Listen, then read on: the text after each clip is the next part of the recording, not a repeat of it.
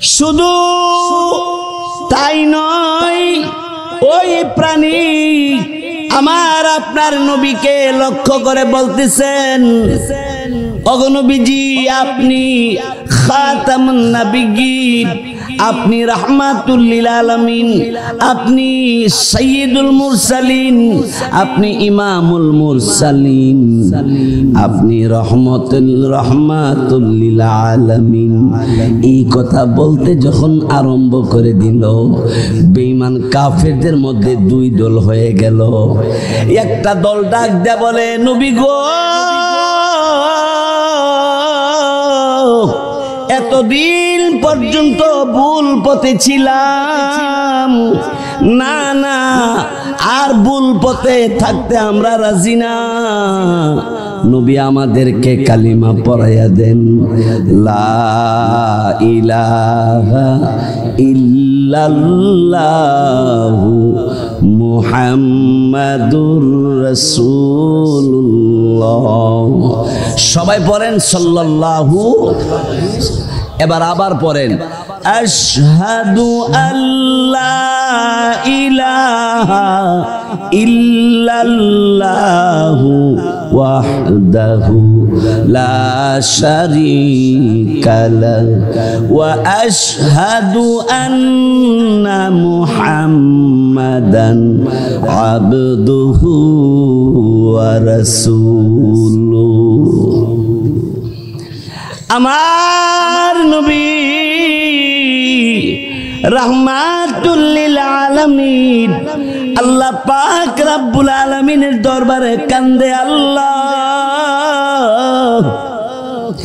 মানুষেরা ক্রিটিসাইজ করে, আপনারে মানে না।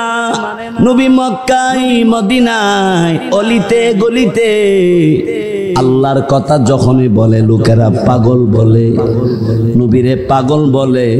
আল্লাহ পাক রব্বুল আলামিন কোরআনুল কারীমের মধ্যে আমার নবী যে পাগল না এরও সার্টিফিকেট দিয়েছেন। আল্লাহ বলেন, ওয়ামা সাহিবুকুম বিমাজনুন। এই মক্কাবাসীরা, আরববাসীরা, তোমাদের মাঝে যেই লোকটা বসবাস করে এই লোকটা পাগল না। সূরা আল্লাহু আকবার। বাইশব আমার বন্ধুরা, আমার নবী রাহমাতুল লিল আলামিন রাস্তা দিয়া যায়, পথ দিয়া যাইতেছে, যাওয়ার পথে একজন ইহুদির ছেলে, ইহুদি মালের বস্তা নিয়ে দাঁড়িয়ে আছে। রাসূল কারীম সাল্লাল্লাহু আলাইহি সাল্লামকে এই যুবক নবীকে জীবনও দেখছে না, নবীরে চিনে না। আমাদের নবী রাস্তা দিয়া যায়, তো ইহুদির ছেলে যুবক ডাক দেখো, অমিয়া আমার এই মালের বস্তাটা আমার বাড়ি পর্যন্ত পৌঁছাইতে পারবেন? নবীজি বললেন, কোনো সমস্যা নাই, ধরো আমার মাথায় উঠাইয়া দাও, তোমার বাড়ি পর্যন্ত পৌঁছাইয়া দেব। যুবক জিজ্ঞাসা করলো, আপনাকে দিতে হবে কত? মালের বস্তা যে নিবেন, কত দিতে হবে? নবীজি বললেন, আমাকে এক পয়সাও দিতে হবে না, আমাকে টাকা দিতে হবে না।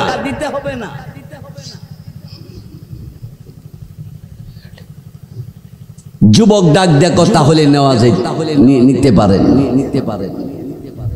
মালের বস্তা আমাদের নবীর মাথায় উঠাইয়া দিল।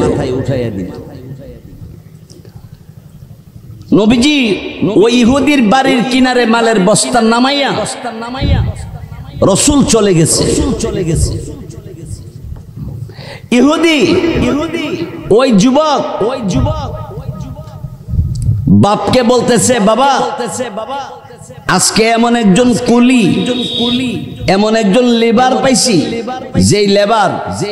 যেই কুলি একটা টাকাও নেয় নাই, বিনা বেতনে আমাদের এই মালের বস্তা আমার বাড়ি পর্যন্ত পৌঁছে দিচ্ছে। ইহুদি তার ছেলে ইহুদিকে ছেলেকে জিজ্ঞাসা করে যেই কলি বা লেবার এই মালের বস্তা আইনা দিল, নাম জিজ্ঞাসা নাম কি? বিনা টাকাতে যে নিয়ে আসলো।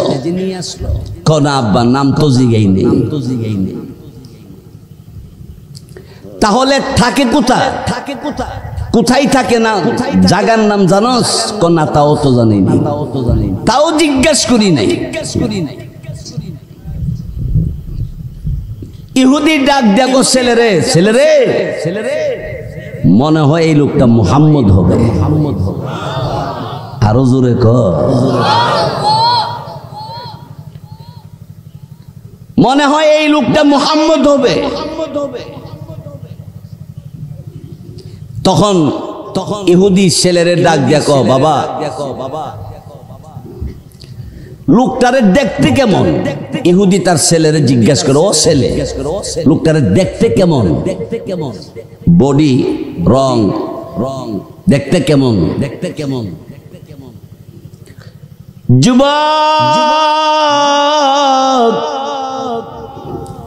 বাপকে ডাক দে, বলে আব্বা 14 তারিখ দিবাগত রাতে যেই পূর্ণিমা চাঁদ উঠে, চাঁদের চাইতে কোটি কোটি গুণ সুন্দর ওই লোকটার চেহারা। এই কথা বলার পরে ইহুদি ডাক দে বলল, তাইলে আর কোনো সন্দেহ নাই এই লোকটা মুহাম্মদই হবে। ছেলে ডাক দে বলে, আব্বা যদি এই লোকটা মুহাম্মদ হয়ে থাকে, তার আব্বার নাম কি? তার আব্বার নাম আব্দুল্লাহ। তার মায়ের নাম কি? মার নাম আমিনা। তার দাদার নাম আব্দুল মুত্তালিব। যুবক বাপকে ডাক দে বলে, আব্বা বেশি একটা লম্বা সময় হয় নাই, এই পথ দিয়ে লোকটা গেছে, আমি দেখবো আবার তারে প্রাণ খুলে। ভালো করে মনে রাখবেন, হেদায়েত দেওয়ার মালিকটাকে আল্লাহ তাআলা যারে হেদায়েত দিয়ে দিব তারে কেউ গুমরা বানাইতে পারবে না। মাইয়াহদিহিল্লাহু ফালা মুদিল্লা লাহু ওয়া মাইয়ুদলিলহু ফালা হাদিয়া লাহু। আল্লাহ যারে হেদায়েত দিয়া দেয় তারে কেউ পথভ্রষ্ট করতে পারে না। জোরে বলুন ঠিক কিনা? আরো জোরে বলুন।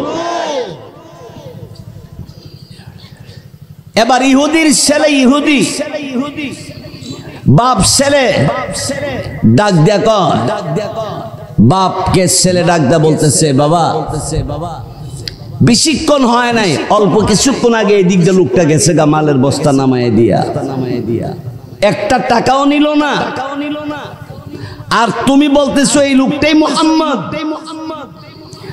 আব্বা তাহলে আমি যাই, তুমি যাবে কি জানি না, যদি যাও চলো চলো, ওই লোকটা যদি মুহাম্মদ হয়ে থাকে তাহলে আমি সিদ্ধান্ত নিলাম আমি আর কোনোদিন ইহুদি ধর্মটা পালন করব না, আমি আর বেঈমান অবস্থায় থাকব না, নবী মুহাম্মদের হাতে কালিমা পড়ে মুসলমান হয়ে যাব। বাপ ডাক দিয়ে বলে, কিরে আমার ছেলে, সিদ্ধান্ত নিয়ে গিয়েছিস কালিমা পড়বি, তাহলে আমিও কালিমা পড়ব। বাপ ছেলে দুজন দৌড়াইতে আরম্ভ করেছে। আপনার আমার নবী রাহমাতুল লিল আলামিনের কদমের মধ্যে পড়ে, পায়ে পড়ে বাপ ছেলে কান্দে। আল্লাহর নবীকে ডাক দিয়ে বললেন, ইয়া রাসূলুল্লাহ, ইয়া হাবিবাল্লাহ, চরম বেয়াদবি আপনার সাথে হয়ে গেছে। নবী গো